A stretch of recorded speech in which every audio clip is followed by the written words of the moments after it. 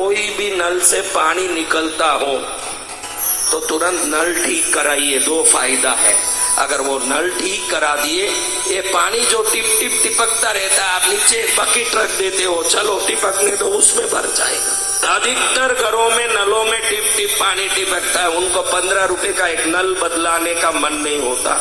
हा? Tip tip टिपकता रहता है। अब वो टिपकता रहता है तो अनायासी अदृश्य रूप से, मैंने कहा ना बटरफ्लाई इफेक्ट, क्या कहा उस दिन, इधर तितलियां पंख मारती है तो उधर वो तरंग जाके भूकंप आता है। वैसे ये पानी का टिपकने का तरंग धीरे धीरे घर की समृद्धि को पानी की तरह बहा के खत्म कर देता है। फिर वो घर में समृद्धि नहीं रही, कोई घड़ी दौड़ नहीं रही है।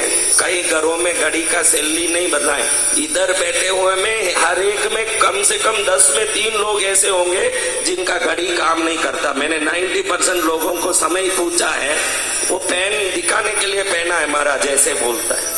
घड़ी दिखाने के लिए थोड़ी पहना महाराज, समय देखने के लिए पहना है। लेकिन लोगों के सामने दिखेंगे मैं घड़ी पहना हुआ हूँ इसलिए पहना। हाँ, घर में कोई भी घड़ी रुकी हुई हो, पहले उसको ठीक करिए, वो चलना चाहिए, क्योंकि ये चीजों का तरंग काम करता है।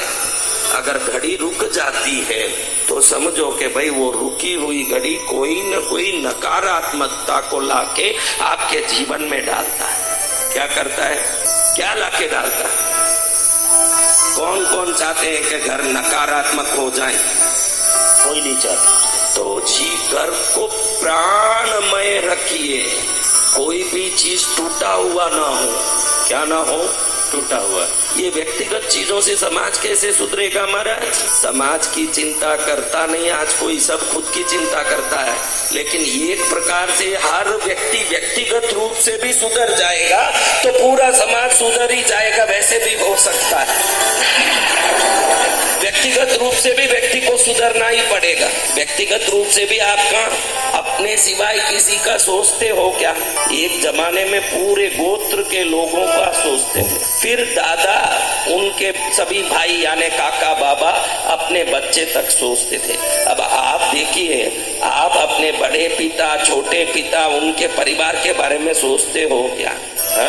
एक जमाने में पूरा गोत्र, मेरे गोत्र के लोग खुश रहे, उसके पहले मेरे देश के लोग खुश रहे, ये सोचा जाता था। उसके पहले पूरे विश्व के लोग खुश रहे, ये सोचा जाता था। कैसे स्वार्थ आया, संपूर्ण विश्व के लोग खुश रहे, ये सोच खत्म हुआ। मेरा देश, मेरा घर, ऐसा सोच आया। फिर मेरा राज्य वहां आया, फिर मेरा गांव, फिर मेरी गली, वो भी खत्म हुआ। फिर मेरी सोसाइटी, फिर वो भी खत्म हुआ। मेरे दादा, हम जो जितने भाई हैं वो, हमारे बच्चे वो। अब दादा भाई भी खत्म हुआ, मेरा परिवार, अब परिवार भी खत्म हुआ। मैं पूछता हूँ, क्या रे शादी नहीं किया? नहीं महाराज जी, अब शादी करने की इच्छा नहीं। लड़कियां आके बदमाशी करती है, मेरे पैसे में आधा लेके जाएगी डाइवर्स के बाद, इसलिए अकेला ही रहना चाहता हूँ।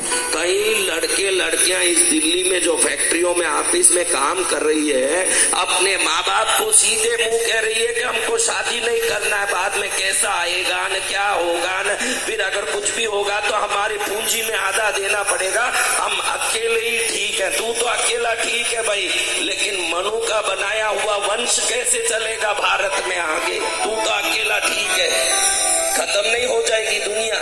अकेला क्यों रहना है? स्वार्थ इतनी आ गई कि अब मुझे अकेला रहना है, कोई लफड़े में नहीं पड़ना। लफड़ा क्या है? इस संसार में हर चीज में सुख दुख है, झेलना तो सबको पड़ेगा।